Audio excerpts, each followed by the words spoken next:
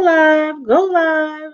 Hey, I am live. Good evening, everybody. It is Wednesday night, November the 4th, the day after the election, and you are tuned in to Dr. Sabrina Live. I am your host, Dr. Sabrina Jackson, the people expert. I help people with people, even if that person is themselves. And so let me say, how I do things here is that we're going to have real discussions about real issues that we really have that sometimes we don't talk about. We don't talk about them. We might fight about them. But we don't fight here. We agree to disagree agreeably. And so everyone will have a right to their own opinion, to say what they want to say, how they want to say it. But then we also want to be able to ask poignant questions because oftentimes we may think a thing and we all off. We may have an assumption and we all off. And so I've invited some sister girls into the room tonight to do a little chatting. And the title of tonight's show is Election Aftermath. Mm-hmm. Can a divided nation, can a divided nation of people be united? Is it possible to actually be united when we are so divided? Oh my God, today has just been amazing. And I was pulling up to my office earlier today, and there were a group of Caucasian people out there picketing and saying, count every vote, count every vote. And I was just trying to go and see a client, but that's what they were doing. And I couldn't hear because the people was beeping. But people do have a right in our country to do that. And so I could not say anything bad about it because it is absolutely something that they have a right to do. Why? Why? Okay. So I am going to bring in my guest because I just got I got a post from my other guest that my other guest is not going to be able to join, but that's how live broadcasts go. Some things happen, some things don't happen. And then I had a person said they are at the it's why people calling me. I'm on live. I'm on live. I'm on live. Hello? Yep, I'm live. Yes.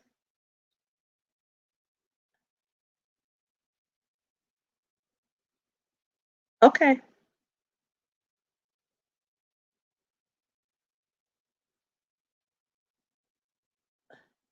Okay. Okay. Okay, cool. Okay, cool. Okay, cool. Cool. Okay. So this is what you see when you're live. This you see in the behind the scenes, the in front of the scenes, all of that. So we're gonna have a shift in the guesting, but we will have someone from Black Votes Matter. Cliff Albright is going to join us in a minute. But I just wanted to go to the comments before I bring my first guest in. Um, Sabrina McCaskill, who has been working counting the votes here in Wayne County, says that this is crazy.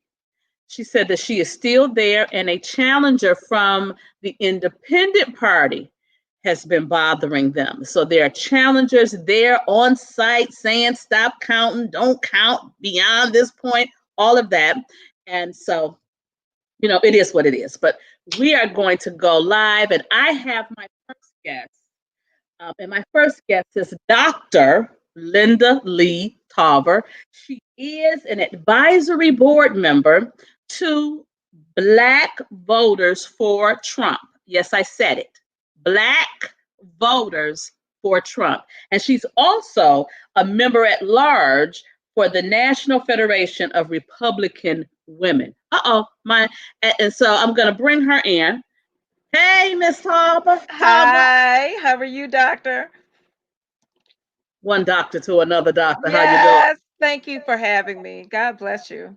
I am so excited about you being here because I just think it's so important that we as Black women are able to discuss even when we don't agree. Our politics don't have to agree, but that doesn't mean that there's some things that we don't agree on.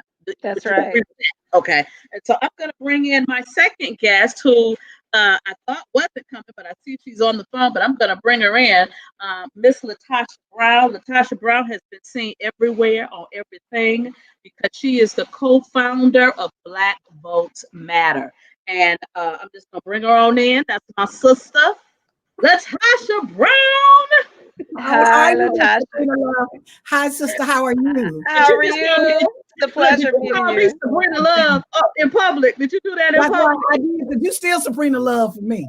Uh-oh. We go a long way back, and I'm so excited because I think it's so important that we as women, especially Black women, show and be the example of what it is to be able to disagree on one thing, but still be able to work together and have a sisterhood on other things. And so I just think that that's so important. So I'm going to start off by asking Ms. Tarver, because I know everybody want to know. So I'm going to ask you. I'm just going to ask you, what was it that made you such a staunch supporter of Trump? What is it that has you as a supporter of this particular man at this particular time right now? So, thank you for having me. I will tell you that I have been a Republican for over 30 years. Okay. So, I did not wake up one day and decide that I was going to support the Republican candidate. I decided years ago. My parents were born in the early 1920s and from Evergreen, Alabama, and they were both um, Republicans. And, they came from the South, a very deep and dirty South. My father fought in World War II, and he and my mother are buried at Fort Custer here in Battle Creek, Michigan. And and so for me, being a Republican, growing up in a Republican household, a Black household, that's what I thought all Black people were Republicans. So to me, that's just how I grew up. But as I got involved in politics and voting, I wanted to do more than just vote. So I ended up deciding to pick up a hobby called politics. And I got good at it.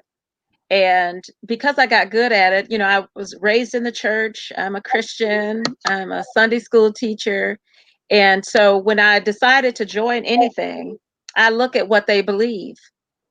And years ago, I looked at the platform for the Republican Party and the Democrat Party, and I knew that I could justify my vote at that point based on the platform.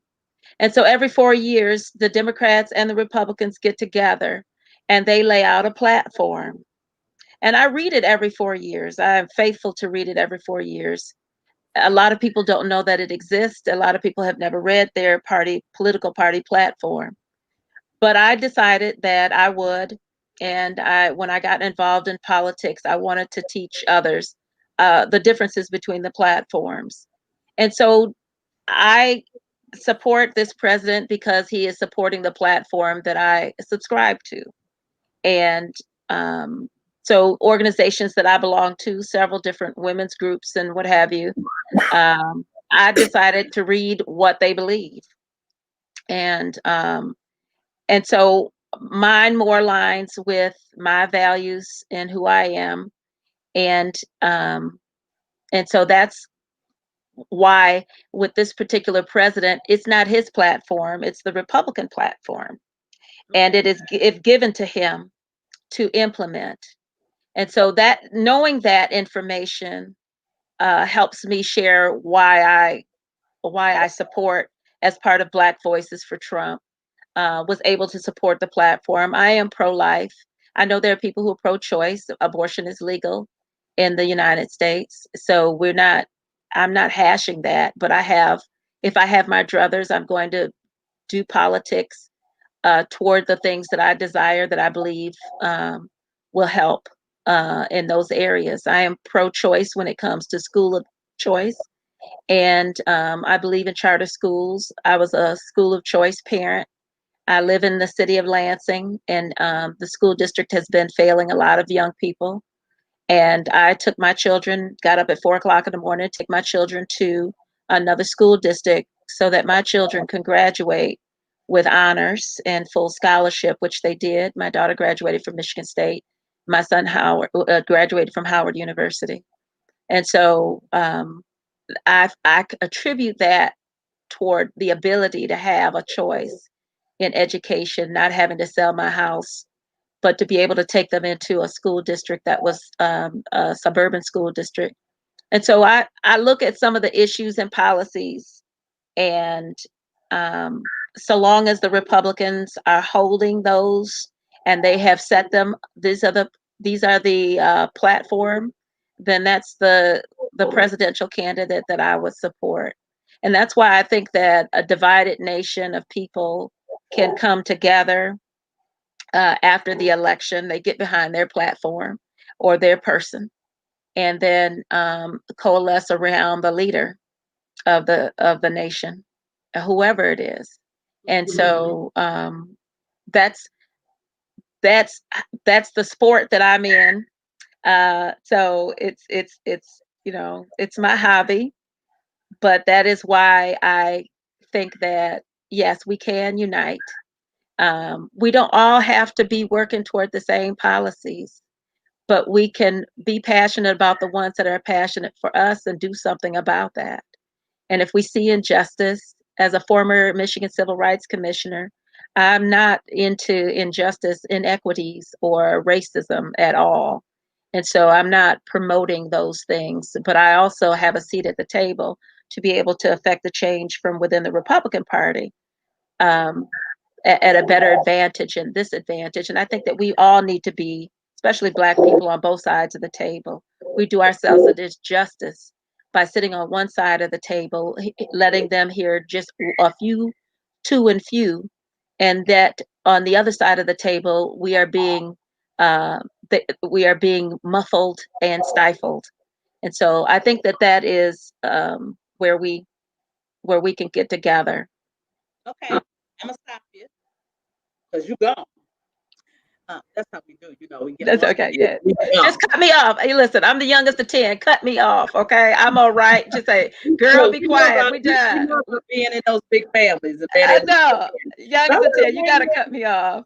I want to bring in Latasha because I want to ask Latasha specifically, what compelled you to make such a major effort around the Black votes? I mean, you have been on buses, you have been on every national TV show, radio show, in print.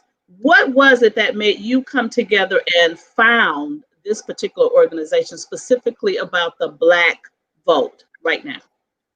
So what's interesting is that part of my work is I can literally I can boil it down to for the love of humanity. That at the end of the day, I think part of what has happened, even in politics, like I'm not loyal to any platform. I'm not loyal to any political party. What I am loyal to is to God, and I'm loyal to those who lift up humanity. What I have not seen, part of the work that we do is politically, getting Black people engaged and having a sense of our agency, right? Having a sense of what it is our power is, not necessarily even, I just wrote a article for Essence saying, I'm not asking you to vote for Biden, but I am asking you to vote for Black people. I also think that we have to move beyond the constraints of the paradigm of talking about politics in this way about what this platform, don't none of that mean anything when they're whites, when you are operating in a way which I've seen Trump operate, where you are literally doing a dog whistle to white supremacists. Now, because I'm from Alabama as well. And so someone who has grown up, has been a civil rights activist my entire life. I know the difference between racism and white supremacy. I know what it means, right? I can tell you the aggressive nature of what we've done, where we've stayed in places and our garbage can was set on fire. I can tell you how my bus was, the windows were broken out, right? So at the end of the day,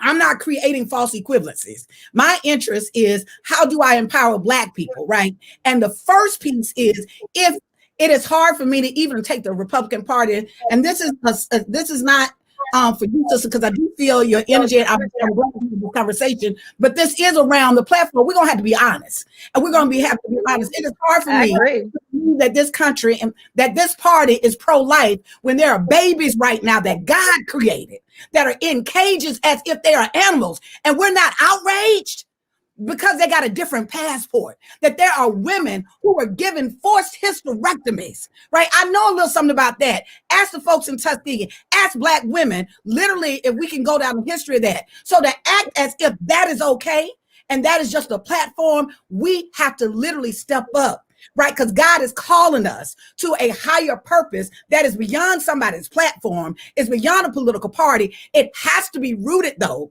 in truth and in justice. And at the end of the day, the work that I am doing around Black voters, what I do know is that the liberation of when you talk about, as Jesus says, when you look out for the least of these, you look out for all of us. What I do know is there's not a single thing that Black people have fought for in this country that not increase and expand the lives of all Americans. What I agree is that currently right now we can have 20 platinum plans. There has been a study. If there was if he was serious about the platinum plan, 80% of Black businesses, including my own, did not receive a dime of the billions of dollars that was given in the stimulus package, right? And so I think if we are really talking about, and I agree with you, sister, I actually am not one of those people that we need to just have a one-party system. I actually think you need to have representation across the board. But I also think that if we're going to be there, we can't be complicit. Because I am the first one to tell you that I will call out the Democrats. Matter of fact, even President Biden, I was critical of President Biden, of Vice President Biden during the primary. Because at the end of the day, what moves me is I am tired of the suffering of Black people at the expense that there's always a way that white people will find a way to exploit the pain and trauma of Black folks and use that against us and say, hey, see what the Democrats are doing? At the end of the day, you can point to somebody else's foot on my neck, but you ain't talking about the gun that you use to shoot my brain out every day. And if you are serious about it, then you will come up in a space that really is rooted in love and justice. And so for me, my work is around, I believe, that the liberation of Black communities, for us to really be able to really create new systems, for us to really be able to get the things that we desire, like having quality education for our children. I smiled when you talked about your children, the success of your children, and I honor that, but I think the challenge in America, and I think that this has been a class challenge, that at the end of the day, I don't vote just for about me. I don't even vote for my tax bracket. When I vote for the most vulnerable, just as Jesus said. When I take a vote, I'm voting on what candidate is going to help the most vulnerable of us. Not about just the party affiliation, but the most vulnerable of us. And then when I make that decision, what I know is that if the least of these are taken care of, right, all of us will benefit from that. So that's what drives me, Sabrina. What drives me is a deeper, I do politics because it's a means to an end. But for me, it's not an end in itself. And I am not claiming loyalty to anything that does not respect and lock in, literally show the space of for the love of humanity. So my work is rooted in the love of humanity. Well, I applaud that. I was not invited to try to persuade anybody on a platform, but I'm sharing with you, however, that my allegiance is only to Christ Jesus. And while I may not have shared that clearly, I said my hobby is politics. I made it clear. Yeah, no, but I'm sharing that the Republicans don't have a platform that is like to Jesus. It is. Tell me. If you read it, and it's too large. Please educate me on what the Republicans are doing to literally talk about poverty. Right, there are 38 million people that are living in poverty. Jesus said in Luke 4:18 that his entire was to come and oppress free. And do you think that Jesus would be okay with children being put in cages and women being given hysterectomies right now? But if you want to do the strong man argument, it is a strong man. If you select, no, it's not. She said, "Cut." It's a strong man. You know what I can do, because I love the fact that I have the control. It's a selective argument. It's a collective argument, but I'm going to let you go ahead and respect the fact that you said it. But I can share my experiences with having 3 family members murdered by Black men. And that at the time that we are dealing and mourning George Floyd and Ahmaud Arbery and all these other folks and the dog whistles and blaming Donald Trump and white Republicans for all of that, the reality is that my 3 family members murdered by Black men is not being addressed by the Democrat Party. It will not be addressed by the Democrat Party. And my husband's 3 nephews that were murdered will not be addressed by the Democrat Party. Little kids being murdered in Chicago, that's a problem right there. That's not being addressed. I want to say, I don't want to step over that. I'm sorry you experienced that. No, it's a reality too often. That's Black people. Yeah, Sabrina, this ain't the day for me. Because that's what I do. I can mute everybody. Okay, so let me do this. Let me say this first. Yeah, we're not doing it. The first thing that I want to say is that the whole thing about Black on Black crime really is a misnomer. And let me tell you why I say it's a misnomer, because we never hear white on white crime when a white man takes semi-automatic weapons and go into a hotel room and shoot up a bunch of white people. We never hear Hispanic on Hispanic crime when Hispanics have gang bites and they kill each other. We never hear Asian on Asian crime when Asians kill each other. What I know about proximity, Black people kill Black people because that's who they around. White people kill white people because that's who they around. Asian people kill Asian people because that's who they're around. But the only time you ever hear of a racial group attacking or killing each other is only for the Black community. You never hear it for anybody else. And so it is very important for us, if we're going to have the discussion, that we are clear about the entirety of the discussion, because I don't know anybody that's on this line that hasn't had violence happen within their families. I know that I have. I know that Latasha has, and now we know that you have. Too often for us. That's true. But too often for us. But when a white person does kill other white people, like in the time of Las Vegas, they paid those people, the families, the people. And I'm not trying to negate anything that we're saying. I'm just trying to share with you that when the white man shot all those people at the country music concert, it was international news. And all of those families who lost people, got injured, got a settlement and compensation. But let that same stuff happen over in Detroit or in Chicago or in other places that there's mass shootings. The community does not even take care of the Black folks in those communities. And that's what I'm not trying to share that we don't all have that shared experience, but because we all have had somebody murdered in our family doesn't mean that it's got to be continued acceptable. It doesn't have to be, because we need to hold accountable all of these random shootings and terroristic issues going on. They declared that it was a terrorist thing for the shooter, country concert shooter. But because they don't declare anything in Chicago as a terrorist group, those families don't get any money. There's money available for terrorism.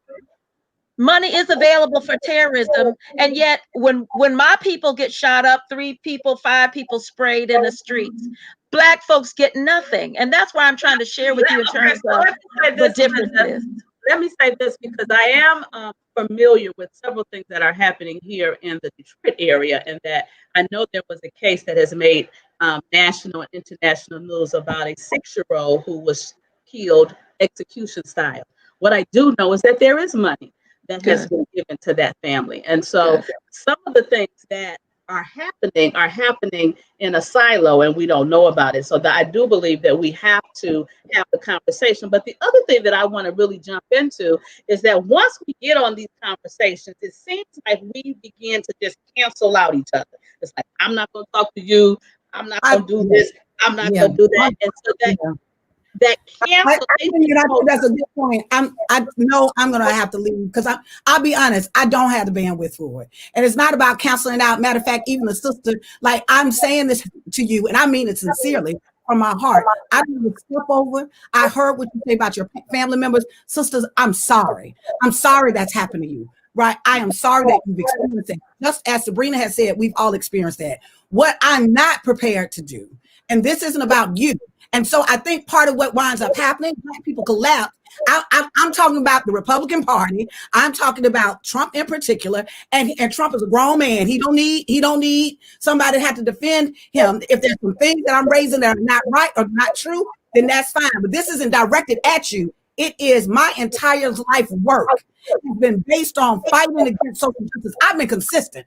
I got the receipts. I got the receipts of challenging the Democratic Party, right? I've got the receipts of setting up a third party. I've got the receipts of feeding thousands of people. I got the receipts of over 600 organizations where we actually invested in them, more than Trump has done, and we don't have half the wealth of the resources. My point is, what I am frustrated with, and this isn't about you, it is we have gotten so caught up into a political paradigm that we have failed. Now we're defending white folks' arguments instead of literally talking about our community. That right now, if we are so behind economically, the Ford Foundation did a study. I know because I work in philanthropy that if every Black person had a PhD and every Black person was given $1 million, it would take us damn 200 years to catch up. And so my point is that if we're going to have these conversations, we're going to have to be honest. We're going to have to be honest about people that are hurting us.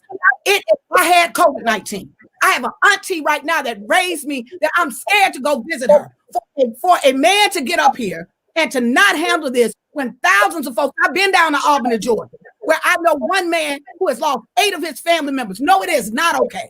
And so for me, when I'm raising this, I'm not raising this as a counseling out of you, sister, because I wouldn't counsel you out because you are a sister, right? But what I will say is I'm not built in a way that I can sit and act if I'm okay with what I'm not okay with, of those very things that I think are killing my people.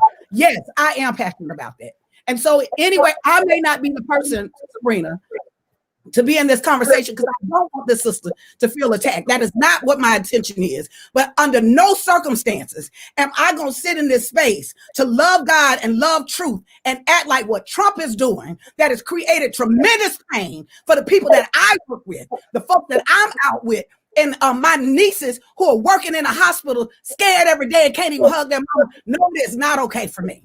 And so for others, that may be okay, right? But it's not. And so for me, because it's close to home, I may be too personal to be engaged in this conversation. So you might need a Democrat to be in this conversation because I'm coming to this conversation as a Black woman in the South that loves Black people. That's it. I don't have no attachment to nothing else. And to the extent of who I support, I am going to call out. I call out. Unfortunately, I'll see folks that support one party and not call out their party the same way they call the other. You can't say that about me. I will call them out. They will not. I have rarely seen a Black person within the Republican Party publicly call the Republican Party out. But ask me if I will call the Democratic Party. All you got to do is Google it. I have called out the Republican Party. Please, and thank you for having that courage. Because I told you before that this was a hobby for me, and that it is a hobby not to disrespect your passion, because who she brought on, Dr. Sabrina, was a woman who was very passionate about your work, your ministry, and that's what it is. Mm-hmm. I was not here to question your ministry or your work. No, I'm just sharing with you, however, that as a Christian and as a conservative who practices politics, I am not in the position to be agreeing with something that I disagree with. And while I can disagree with your assessment of President Trump, I don't ascribe to President Trump. Things that I know within my state are some of the issues that I have with my governor here. because our governor put sick elderly back into nursing homes in Detroit. Our governor held a rally with Joe Biden on March 9th, and then she canceled all elective surgeries on March 10th. Our governor stopped having was slow in putting a reprieve on water shutoffs and utility shutoffs during the time we were sheltered in place. Our governor is the one that you could not get a biopsy, you couldn't get kidney dialysis, you could not get a colonoscopy, a mammogram, or a pap smear, but you could definitely go in and have an abortion from March until June. And two of my friends died waiting on cancer treatments because there was no new cancer treatments. Our governor here in Michigan opened up, our president established at Cobo Hall a 1,000-bed COVID hospital. She used 20 beds. 980 went unused with the ventilator. So I'm telling you that there's policies here for Black people in Detroit who dropped dead because she would not allow hydroxychloroquine to be dispensed or prescribed. In Michigan, I'm telling you, as far as people here in Detroit who could not get through the PPEs that were delivered to a church because a Republican decided that they were going to help stock it.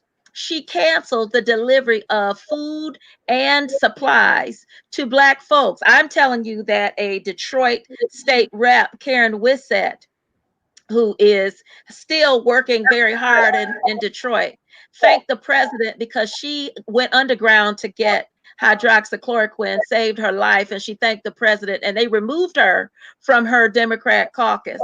I'm just telling you in what's going on in the city in terms of injustice and people dying from the doggone COVID here. I hear you. So I'm glad you raised that. And I think that you should call those things out. So help me understand, how are you tell me about what your feeling is about the president actually directing PPE where it wouldn't come to Democratic states, which the majority of Black people live in, including some of the states had to actually get PPE equipment themselves. So I hear you, what you say about the governor. If that's the truth, then absolutely she need to be called out. But do you think that the president should be held at that same standard, or at least some standard, or any critique? Oh, absolutely. If there is a concrete evidence of that, yes, and there is. Listen, yes, please do. There's concrete evidence for Detroit. Detroit was one of the first places to get it. You know, it's a Black city. So we got everything that we were asking for. The day that our governor was crying, dogging him out, those shipments were there. Those shipments were there. There's the water crisis where they shut off water, utility. She was slow in Detroit, in the city, for I guess I'm asking you, have you not heard anything? So as far as you're concerned, yes, I've heard from our governor. I hear you about the governor. This is a real question, sister. I'm not trying to be, I'm asking you. No, I've heard our governor complain about the president. Do you think, I hear you because I can hear the passion in that, but I'm asking you, are you satisfied with the job that Trump has done around COVID-19? From the vantage point of Michigan, yes. I can't speak for every state. Thank you. It was nice meeting you, Sabrina. I'm gone. I can't speak for every. I'm sorry. What this is the thing that's so important, though, is that it's very difficult to look at situations, and many of us are in relationships with people around the country, not just in our own state. Like myself, I have clients and people that I work with, not just around the country, but around the world. And so when you hear these things, when you see these things, when you are, just like you are passionate about the things that you have seen, other people are very passionate about the things that they have seen. So since, Latasha had to go, my question to you is, when you look at, because she asked specifically about the job that he's done as far as COVID-19. My question is, I know that we have seen him say very derogatory things about women. He has been disrespectful to women in front of women when he was doing the press conferences, things of that nature. And as a woman, how do you then support how a person can talk derogatory and not presidential, shall I say, when he's up representing the president's role to someone that's just simply asking a question?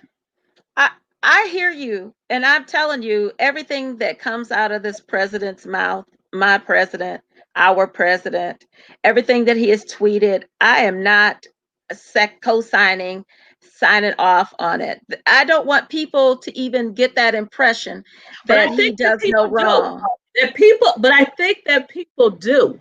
People do feel like if But you have the capability of supporting him and standing up for him and voting for him because of this particular area or these particular areas and not holding his feet to the fire for these other areas, and I very seldom hear Republicans speak out against the other derogatory things that he does.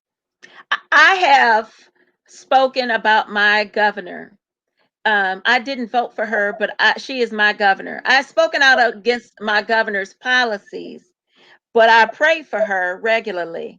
And I pray for her success here in Michigan, even though she's a Democrat and we don't agree on our policy things. I don't know if she's saved or not, but we don't necessarily agree on things.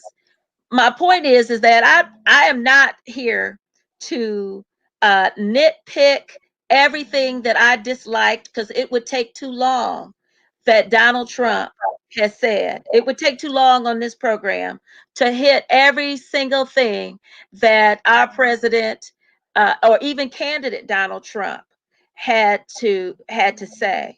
And because of that, I have to make it in my decision on whether I'm going to tie my vote to his personality, his persona, and his tweets, or am I going to tie my vote to something much more meaningful like policy? So And so question. that, There's a question in the chat, and the yes. question is, what is one specific reason that you have been able to close your eyes to the president's racism? Well, again, that's a question. How often do you beat your wife? I don't look at Donald Trump as being a racist. Has he said things that are in out of order? Yes. Has he said things? But is if, like I said, if I'm gonna call you a racist, I do want more than one thing or two things to point to, and I do want to see a consistent pattern in order to attribute that to that person. And so Well, you know, when I look at him, I personally don't see him as a racist. I have met him. I have spent time with the president. It's not like he is somebody I see on TV. I have actually met with him. I have met with his family. I've had long conversations with the president. And so for me, my personal experience with him and getting to know him after all of the tweets and all of these other things, I have not found him to be a racist. That's can I me. say this, though, Linda? Yes, This is ma'am. the thing that's interesting to me is because I may have a friend or a colleague and someone that I spend a lot of time with, but I'm not in an intimate relationship with them. And so this person may be on another side of the street a monster, but I don't see the monster. And they're not showing me the monster. But if I am talking with people, especially people who look like me, Yes. and the people who look like me feel like, this is racism. So if he says he can't denounce white supremacy, he can't do it. He could tell the people stand down or whatever all that was. It's very difficult as a Black person to then move past that. But we get our news from very different sources too. So I do know that I travel in conservative circles. I do look at conservative TV and radio and different things. That I could send you links where he has denounced it over and over and over again. It's not going to be persuadable to people if they it's not going to be persuadable to people if they are eating from a different table and getting their news and getting um, their ideas and uh, from what he said and what he hadn't said and was it in context.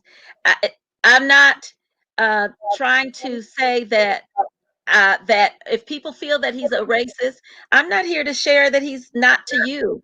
I'm sharing to me from my experience with him is that I have found him not to be a racist. That's just Dr. Linda Lee Tarver's experience with him, and having seen full clips and spent time with he and his family, I have not found them to be that way. And I have I can get a jaundiced eye and look at people and with a tinge. There are things that I don't care that he said. And I believe that he has set us back in terms of Black conservatives by saying certain things that it didn't need to be said, or not thinking, not filtering himself.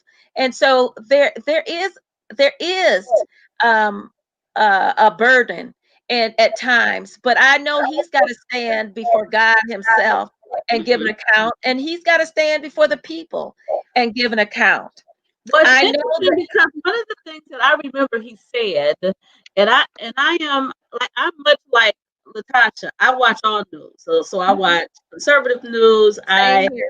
I watch, I watch all news, but then I too have also met the president, and I have been in the room with him, and I've been in the room with him because I was invited to be. And so, but what I will say is that there are certain things that he has said that has literally turned my stomach. And because they turned my stomach and I heard him say it, then that's an issue that I have. But I don't try to stuff my values down other people's throat. That's why I was able to have this particular conversation, because I do believe that even if we disagree about pro-life, pro-choice, or uh, uh, like you said about charter schools, I think charter schools are okay, but I don't want to take all the money and give it to a charter school, and then the public schools that other kids don't have the resources that you may have to take your child outside of the area that they are in. They still deserve a quality education. It's not their fault that they may be in a No, poverty I structure agree. I situation. just So know that we have to make sure that our educational system is looking at everything for everybody, and not just, and we are a country that has a history of the haves and the have-nots. yeah, And but the have Black people always, have not subscribed to the idea that there's no reparations for a missed education. The education system is the number one civil right issue of our time, because once you do not educate a child, they are subject to poverty, death, and incarceration. We already know that. That is a number one thing that we know. So if we put them and continue to put them into feeder schools, public schools, in hopes that these public schools will somehow someday come around and educate the children, then we are missing God. And I'm for our people. That's the myth that I really wanted to share with your listeners and viewers. I'm for Black people. Black people. I can be a Republican. I can support the president's policies. I can decide that I want to stand with a platform that I believe aligns best with my Christian values. But I stand with my people first and foremost.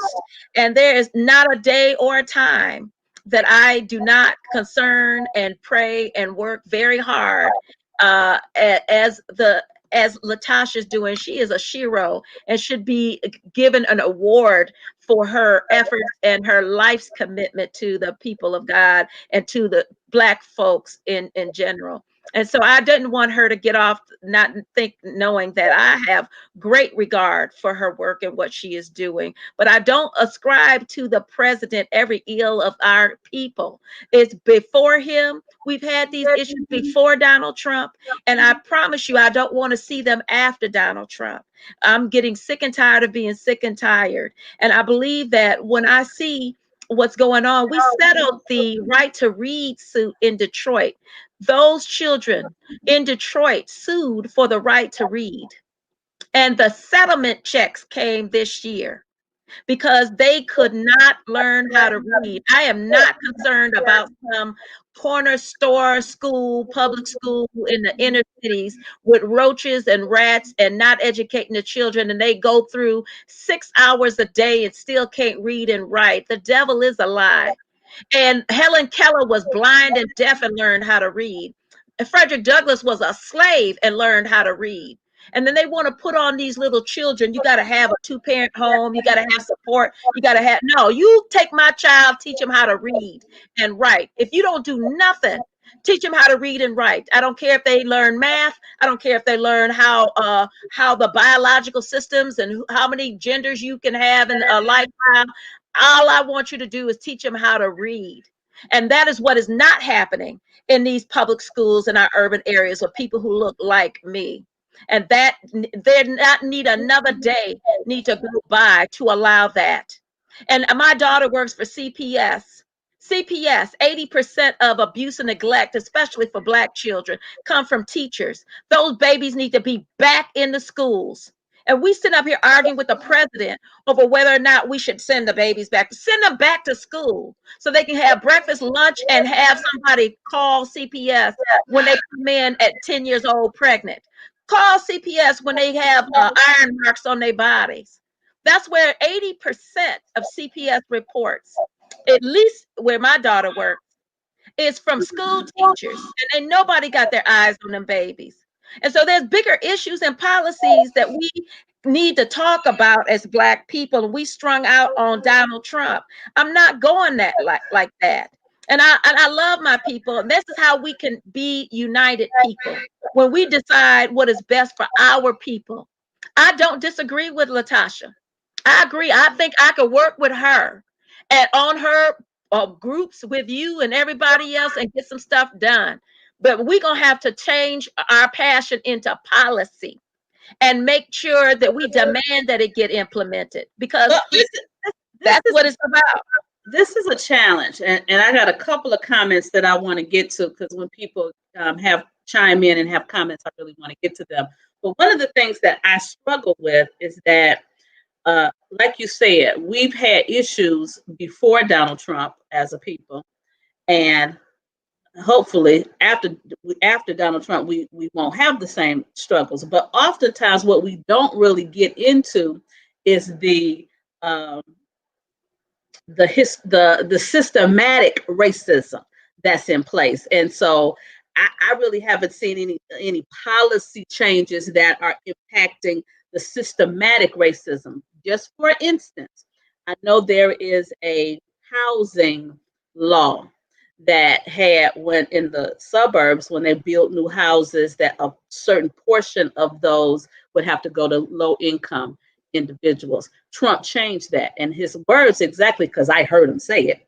He says that the people that worked hard and made money and moved out to the suburbs, they don't need to have low income people out there with them. They don't need that. So I got rid of that law. That's a stupid law. Got rid of that law.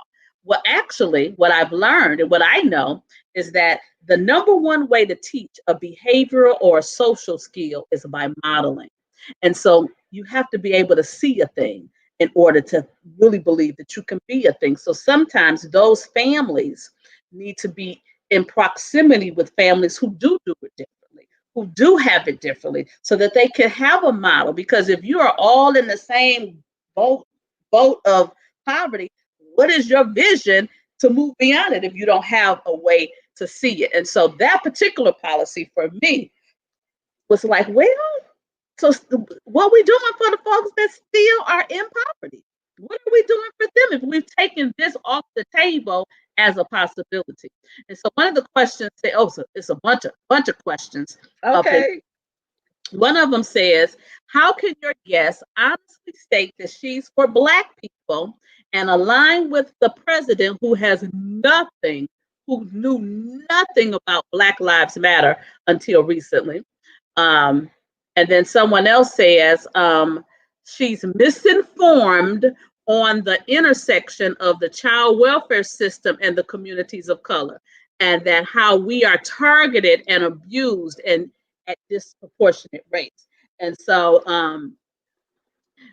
Do you want me to take them? Yeah. Okay. Okay. Yeah. Oh, no, which one? I want to thank your viewers for the questions. I am happy and honored to be here. I will do my best to answer your questions, and I will definitely answer them honestly from my perspective. In terms of the child welfare, I worked in the welfare system years ago in Detroit, and looking at the system that it was set up. It is an institution that was not set up to promote the family. It was set up to help single mothers, but it was not set up to help the family. So the father or the husband or the baby daddy um, would not be allowed to be in the home in order to get benefits.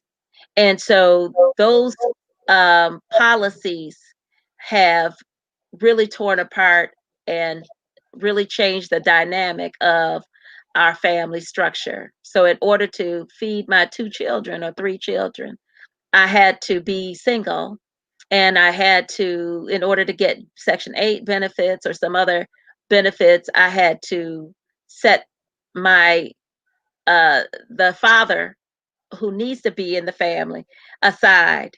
And so um and it was punitive if he was found to be in the household.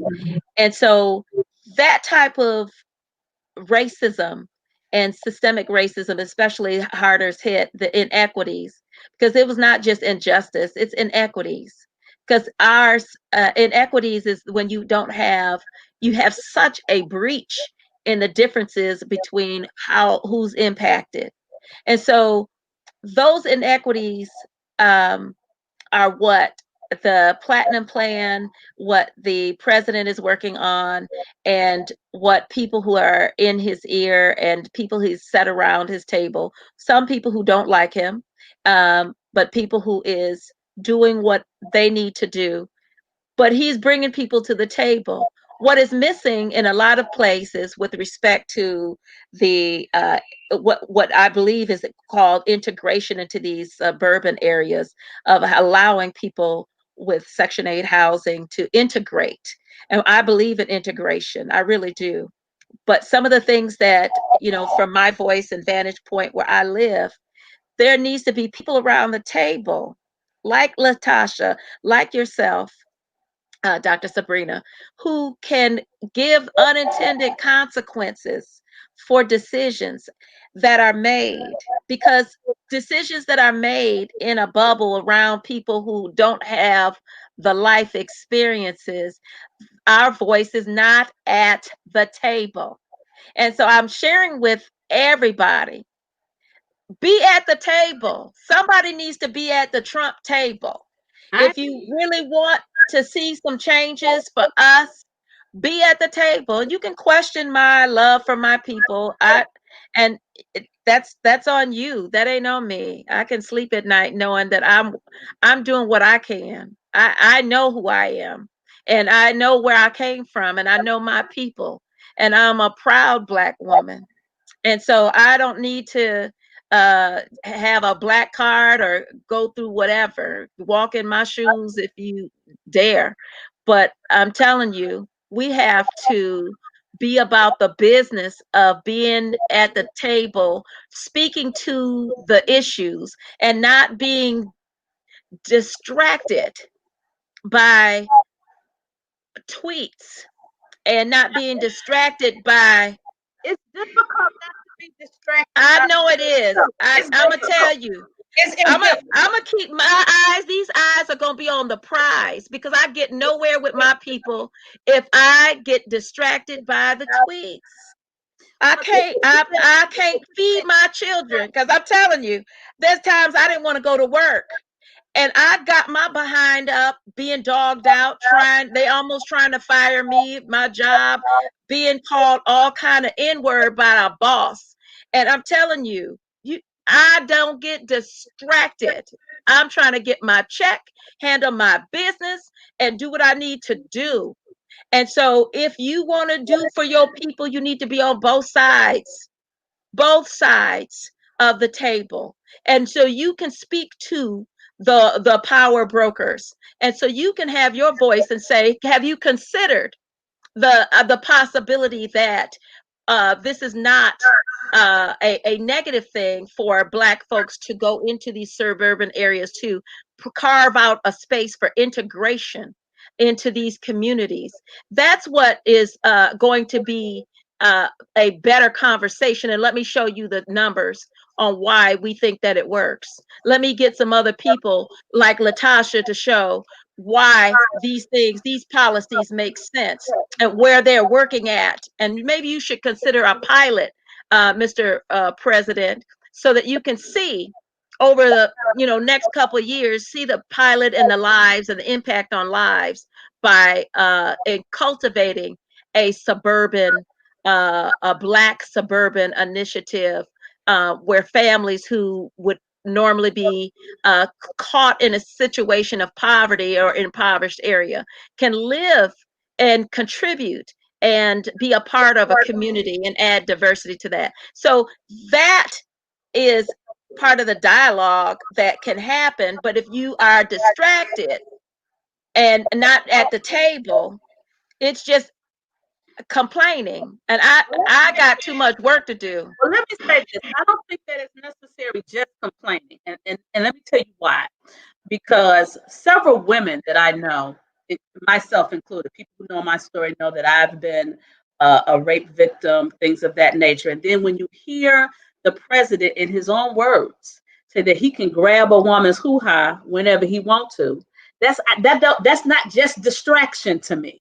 That's a trigger for me. And so it's important that we do come to the table and that we do hold people's feet to the fire. So I'm not just distracted by the tweets. I need to be able to take the tweets and use them as a part of the conversation that we change the trajectory of what we're doing. Because as a president, you are representing the country and you are representing everybody in the country. That's why I say, I am a Christian, but everybody in our country is not a Christian.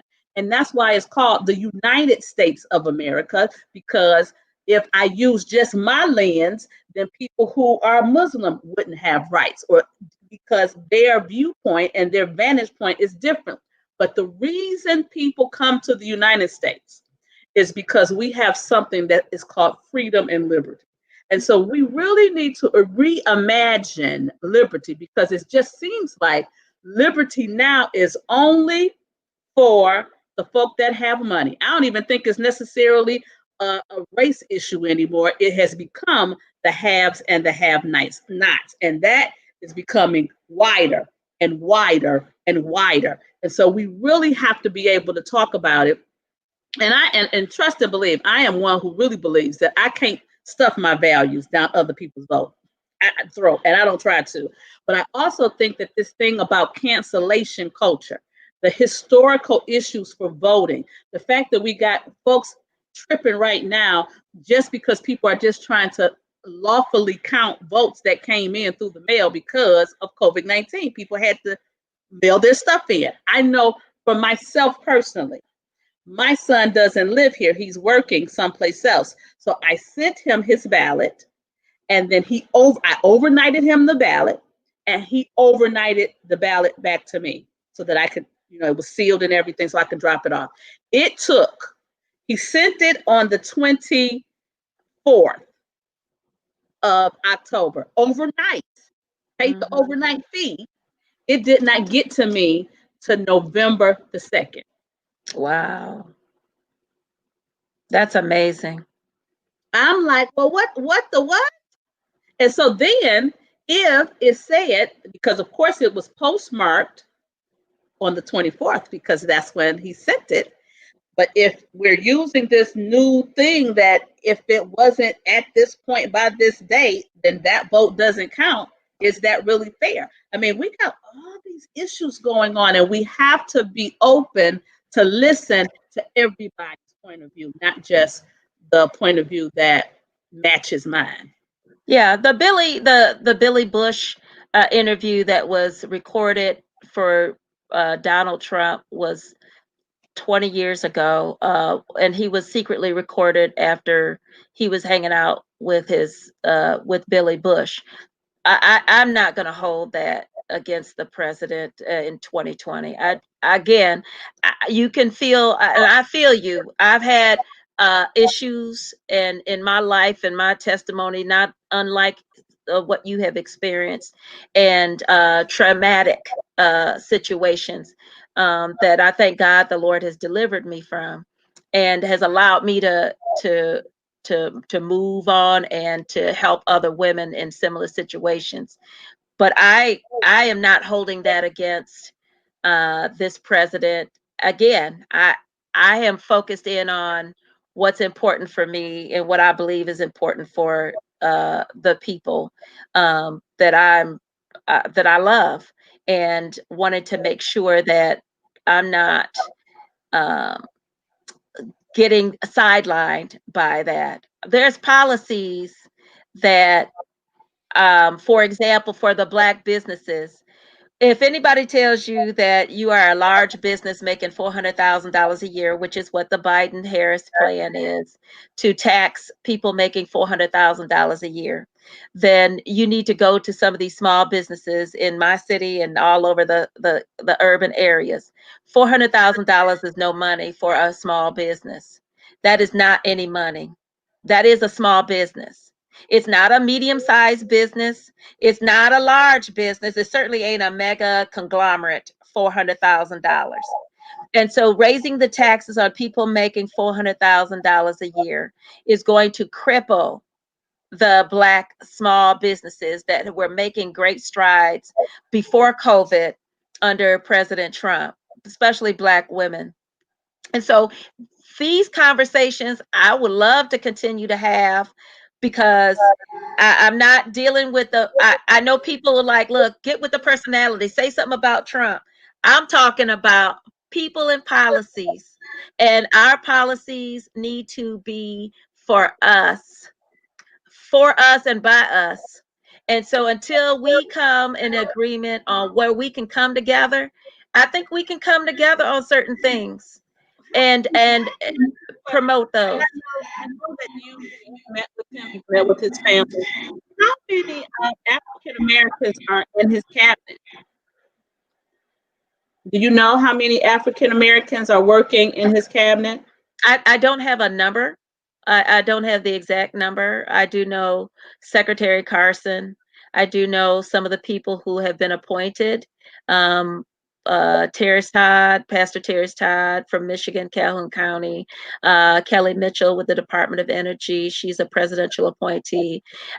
People you may not know, there's a bunch of Black appointees that don't look like, Secretary Dawes. They're holding lots of high leadership position, and there are people like Jerron Smith, who is directly working with the president, and several other Black folks. Last time I met with their administration, I counted about 30 people who were decision makers. Some of them from Michigan, and people who are quite ready and able to sit down. But the assembly of the people didn't just come from that platinum plan that I really do want people to look at. Didn't just come from the round table. It also came from Ice Cube submitted his plan. There's some other people that have not been mentioned or outed as a result of sitting down with the president. They chose not to be identified. And so they met with him, gave them their ideas. So the culmination of that platinum plan was not based on white or Black Republicans sitting around a table. That was everybody in the community. And I honestly, I hope that he will get an opportunity to implement it or get it to the hands of President Biden, who will implement it. So I think that it should be implemented, and I think that it should be something that is put forward. We are at the end of the show, but I have another question. Have Yes. you read the executive order stopping diversity training that the president put out? What is your viewpoint on that? So when I initially heard of it, my initial reaction was, "What the mess is he doing?"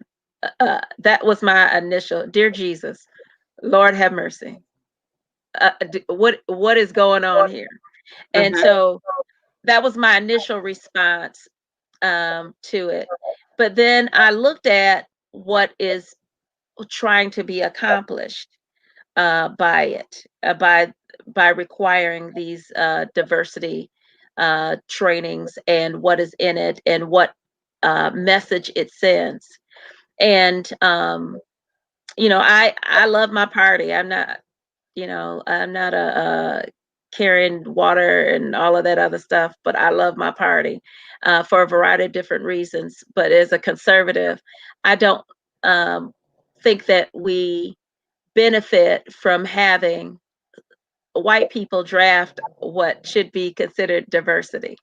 And I think that the narrative of coming as a victim, and with an assumption that if you are listening to my voice and taking this class, you have white privilege, that is not a viable, federally funded program that I would support. Now, with that said, is it needed?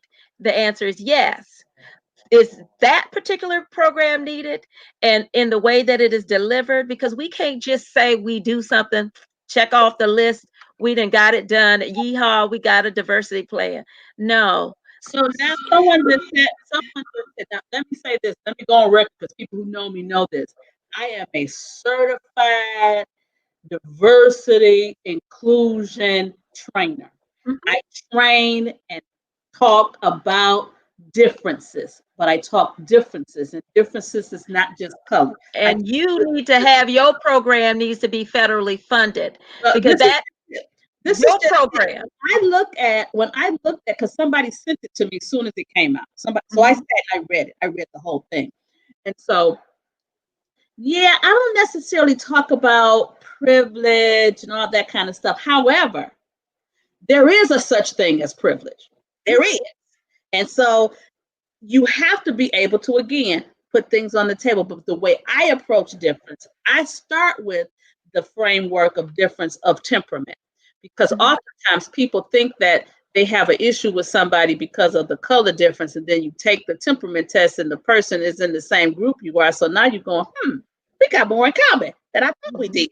And so I like to create a level playing field first, before we go into some of the deeper differences that people have in the workplace or at churches and things of that nature. But just to arbitrarily say that diversity training It's the curriculum. It was the curriculum. It was not the diversity training. The curriculum matters because the curriculum has to suit the diverse communities that we have.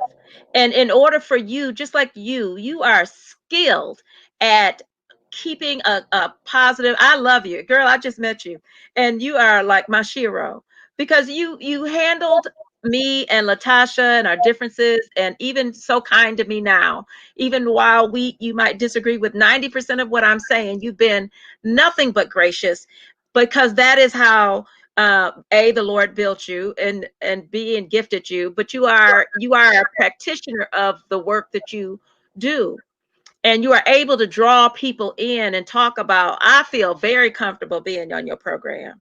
I don't feel offended or that. Oh no, you've been phenomenal. You need to have, yes, but do it. Absolutely. I can't get mad at you because you have an opinion that differs from mine.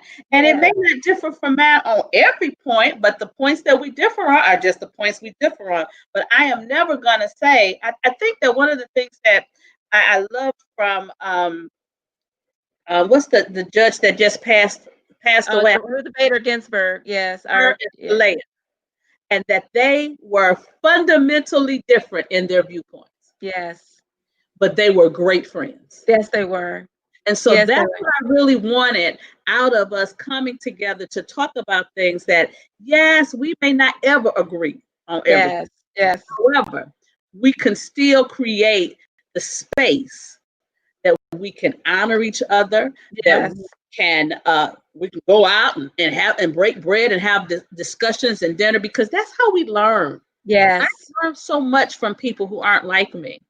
Amen. So I'm grateful because, like I said, I think the the curriculum matters. If you're going to implement a nationwide mandate, I can tell you here in Michigan, and you know it, every doctor and nurse, after going through COVID and doing all these other things, the governor signed an order requiring them to take implicit bias Bias training. in training. Now, some people took it as you called them heroes in March. They dropping dead. They out on there in the front lines of COVID. You know, they're the ones doing this. And then all of a sudden, some people, even doctors and nurses that I've spoken to, felt like now we all racist. When did the dentist become a racist? Implicit bias. Let me be very clear, because I do the training. I designed one. Implicit bias does not mean racist. I understand that. I Implicit know. bias really means something that all of us do. Stereotyping is a bodily function. It's what our brain does. It's how Yes, we classify yes, categorizes. Yes, that we get in our brain. But even with that, we have to learn how to move beyond the categories that we put people in. And the only way that we do that is with information. And so that's what the training is really designed for. It's not to say that everybody is racist. I agree. That's what I said. I shared with the people who said that. I said, this is not about you being a racist, but if you are forcing people to do a training and you call it, quote, diversity training or whatever it is, and it is not marketed in a way that it is the curriculum can be shared like you have just shared it. That is not, your voice was not part of the public discourse and dialogue on the policy that could have sold it better to people who felt that the governor was doing the wrong thing.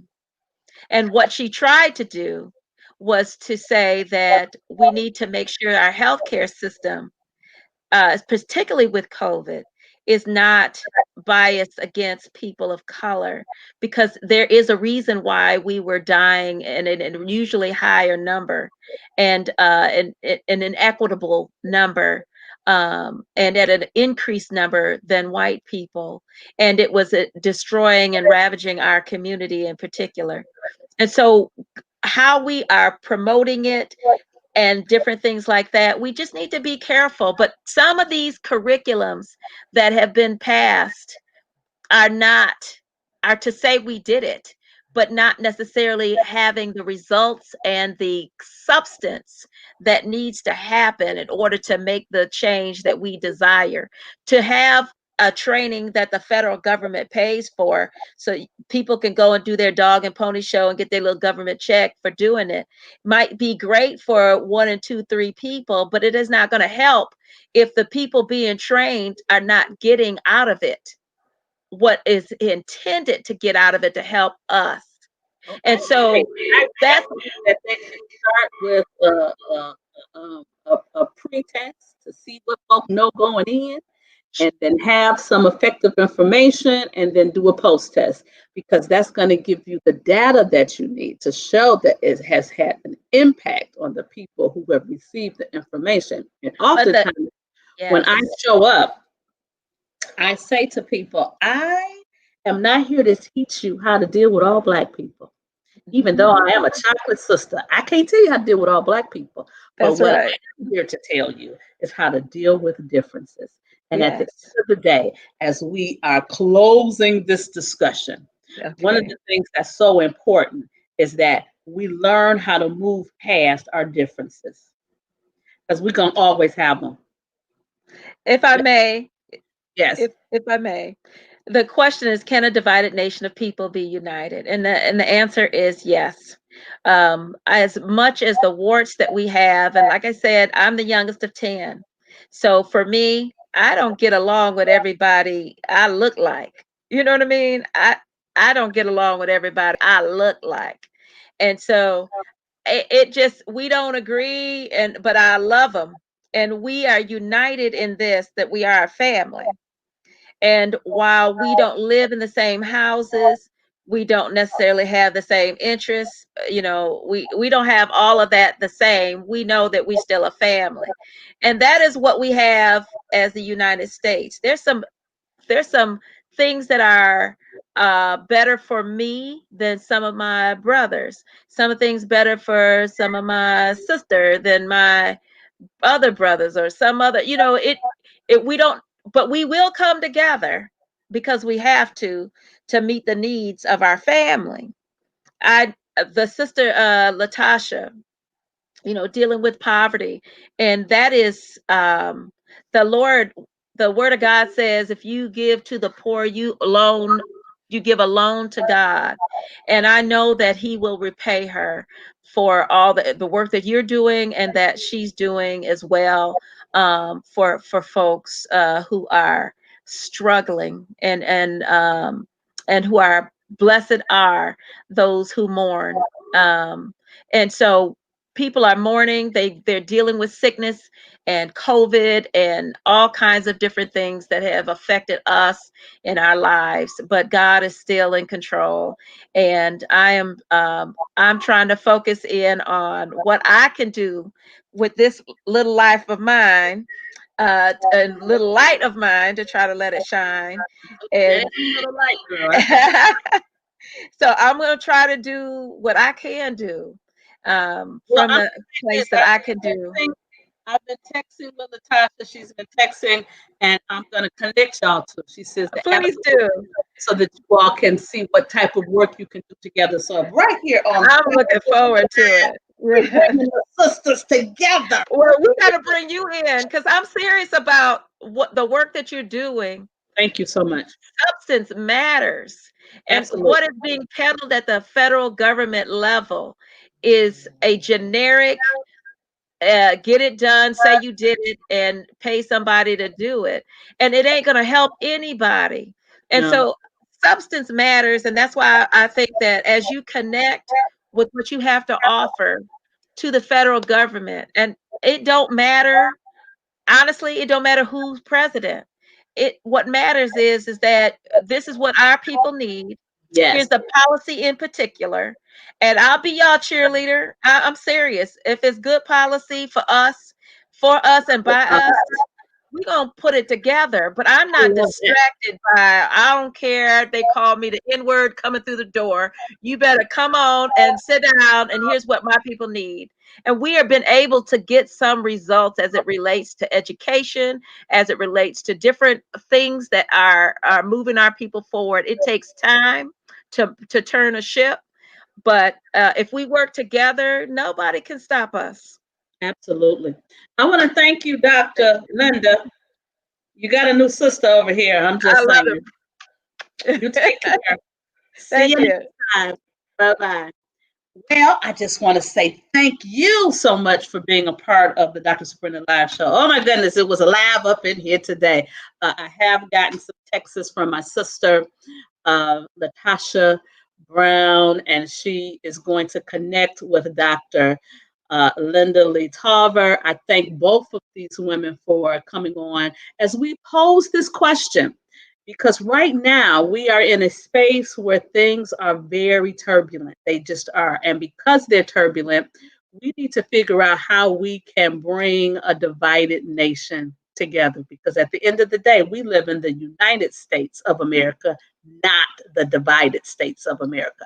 So come on back next week, Wednesday, same time, 9 p.m. I'll be here with more of Dr. Sabrina Live. Join me on my Instagram at Dr. Sabrina Speaks. Love you so much. I will see you next week. Take care. Okay, so I ended the broadcast.